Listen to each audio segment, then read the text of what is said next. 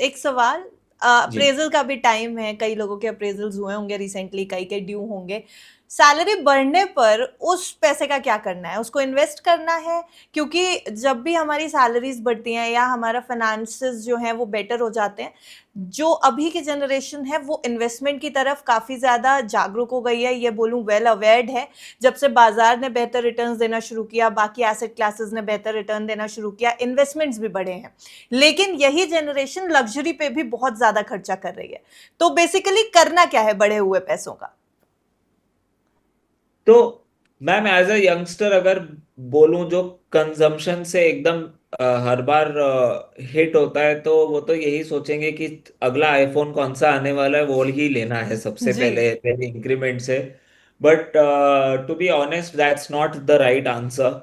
The right answer is कि अगर आपका इंक्रीमेंट हो रहा है तो हमने सेम प्रपोर्शन में हमारा इन्वेस्टमेंट भी इंक्रीज करना है। Hmm. Again it does not mean कि आप एसआईपी ही करिए, इक्विटी में ही करिए, या एफडी ही करिए। ये कोई पर्टिकुलर एसेट क्लास के बारे में नहीं है। हम्म। बस इतना है, put your extra money to work also. क्योंकि जब ऐसे, मतलब ये करंट सिनेरियो जो है ये ही बहुत अच्छा एग्जाम्पल है, जहां इन्फ्लेशन आता है या कभी जॉब में इंक्रीमेंट्स नहीं होते, सालों सालों तक नहीं होते, हमने देखा है कभी अनएम्प्लॉयमेंट का फेज आ जाता है। ये जो सारे इमरजेंसी सिचुएशंस होंगे हमारे लिए, उन सिचुएशंस में ये एक्स्ट्रा इंक्रीमेंट की सेविंग्स और इन्वेस्टमेंट काम आने वाली है। हम्म। तो हर जनरेशन को ये जानने की और अग्री करने की जरूरत है प्रोबेबली कि हम अगर इंक्रीमेंट ले रहे हैं तो हमने उसी प्रोपोर्शन में हमारे इन्वेस्टमेंट्स भी इंक्रीज करने चाहिए। हम अगर ज्यादा कर पा रहे हैं तो nothing like it, but at least उस प्रोपोर्शन में करने चाहिए। मेरे जैसा व्यक्ति, अगर मेरी इंक्रीमेंट होती है तो मैं I make it a point कि मैं 75% ऑफ माई इंक्रीमेंट जो है that I pledge to my investments. तो हम्म। एक्चुअली धीरे धीरे अगर परसेंटेज देखा जाए तो ओवर अ डेकेड में जो 30% सेविंग से शुरू किया था, वो as of now I save about 55-60% of the salary and invested. Okay. तो ऑलराइट।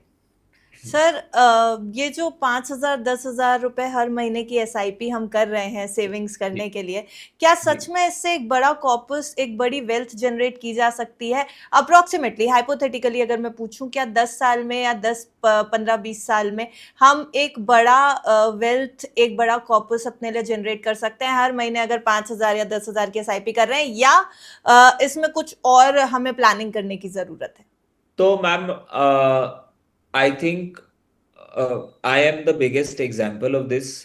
सबसे पहले जब 2015 में काम शुरू किया था तो पिताजी ने एक डीमैट अकाउंट का फॉर्म दे दिया था और कहा था तुम्हारी इतनी सैलरी और इतने की एसआईपी भी चालू होगी।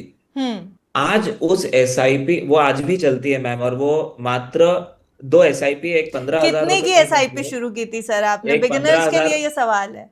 जी, एक 15,000 रुपए की एसआईपी थी और एक 500 रुपए की एसआईपी थी। जी। आज भी चलती है दोनों एसआईपीज। हम्म।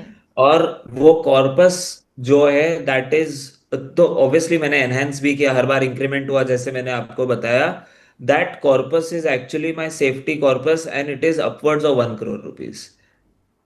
तो ओके। हाँ, इनफैक्ट क्योंकि मुझे जितने बोनसेस भी मिलते थे, हम्म। तो पहले specially when you are single, you are not married, you don't have a family responsibility, आप मम्मी पापा के साथ रह रहे हैं, तो आपको किसी चीज का रेंट नहीं देखना, राशन पानी नहीं देखना, तो जो पैसे आ रहे हैं वो सबसे पहले इन्वेस्ट करते थे।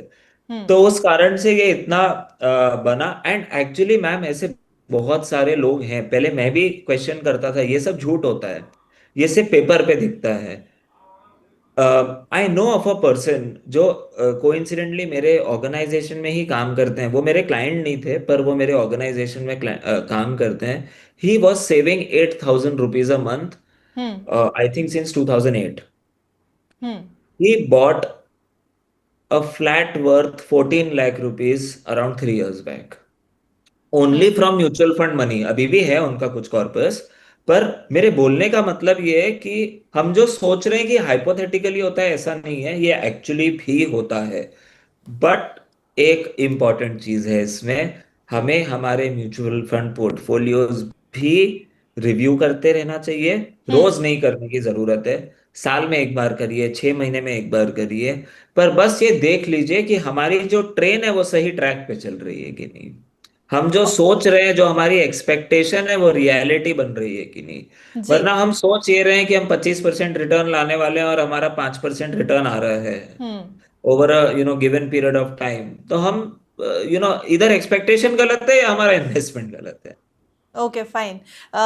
सर अब क्योंकि आपने बोल ही दिया कि हमें अपने पोर्टफोलियोज को जो है वो रिव्यू करते रहना चाहिए आउट ऑफ जी। क्यूरियोसिटी, अभी जो सिनारियो चल रहा है, जिस तरीके के रिटर्न्स आ रहे हैं, जिस तरीके की इस समय म्यूचुअल फंड हाउसेस के जो रिजल्ट्स आ रहे हैं या हमारे पोर्टफोलियो में जो नंबर्स दिख रहे हैं, ये जो सेविंग के पैटर्न है, मैं पूछ रही हूँ क्या हमें एक बार फिर से एसेट एलोकेशन को रीचेक करने की जरूरत है? अभी अगर आप देखें अपना पोर्टफोलियो, तो कहाँ पे पैसा बढ़ाएंगे, कहाँ पे घटाएंगे? तो मैम दो तीन चीजें जो मैं मेरे पोर्टफोलियो में कर रहा हूँ, there is a very big thinking shift जो हम पिछले 2 साल में देख रहे हैं। एक, कि पहले जो बोला जाता था कि आप सिर्फ लार्ज कैप में बैठ जाओ और आपका 10 12 15% रिटर्न आ जाएगा, ऐसा शायद जरूरी नहीं है। हम्म। फोकस्ड सेक्टर्स चेंज हो रहे हैं इंडिया के लिए भी और पूरे वर्ल्ड के लिए भी। हम्म। जहां हम आईटी के बारे में सोचते थे, वो आईटी उल्टा पिछले 5 साल से पढ़ चुका है, so on and so forth. तो for every one I think मेरा एक आइडियल पोर्टफोलियो अभी ऐसा है, मैं पिछले 3 साल से फार्मास्यूटिकल में इन्वेस्ट कर रहा हूँ और अभी भी करूंगा। मैं अराउंड 6 महीने पहले से गोल्ड और सिल्वर एग्जिट कर चुका हूँ, जो मैं हम्म। एग्जिट ही रखना चाहता हूँ जिसे। उसका कारण ये है कि हमें फोमो में नहीं रहना है, हम्म। हमें फोमो फैक्टर से दूर होकर एक्चुअली कौन से बिजनेसेस चल रहे हैं वो उस पर फोकस करना चाहिए। एक कॉन्ट्रेरियन व्यू आपको लास्ट में देना चाहूंगा, जो अपार्ट फ्रॉम एवरीवन है। मेरा ऐसा मानना है, इंडियन आईटी का दौड़ अब शुरू होगा। ओके। इसे शायद साल भर 2 साल लगेगा, बट पक्का शुरू होगा।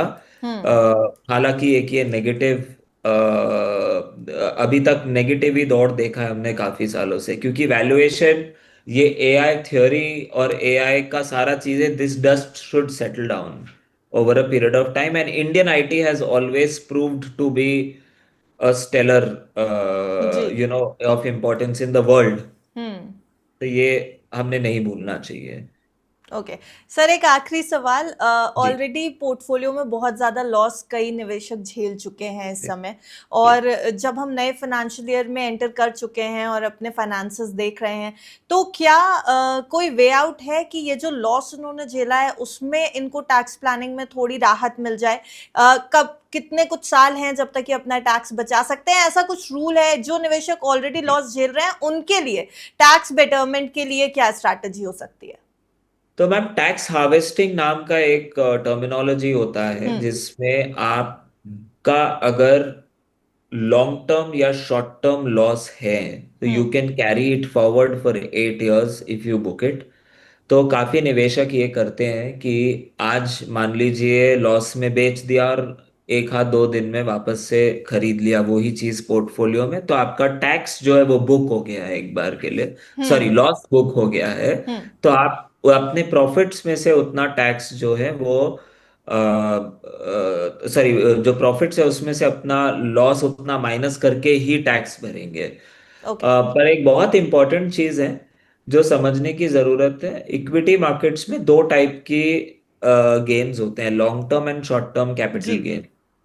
Long term capital gain can be set off against short term capital loss and long term capital loss, okay. whereas short term capital gain can only be set off against short term capital loss।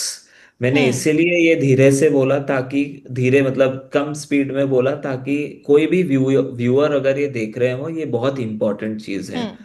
और एक last चीज बोलना चाहूंगा इस topic पे, before tax harvesting ये जरूर समझ लीजिए कि आपकी कॉस्ट ऑफ हार्वेस्टिंग क्या आ रही है। हम्म। ब्रोकर को ब्रोकरेज देंगे, आप कल जाकर ऊपर में स्टॉक खरीदेंगे, नीचे में स्टॉक खरीदेंगे, उस पे आपको एसटीटी लगेगी, ये सारी एंसिलरी कॉस्ट्स आप समझ लें, उसके बाद ही ये करें।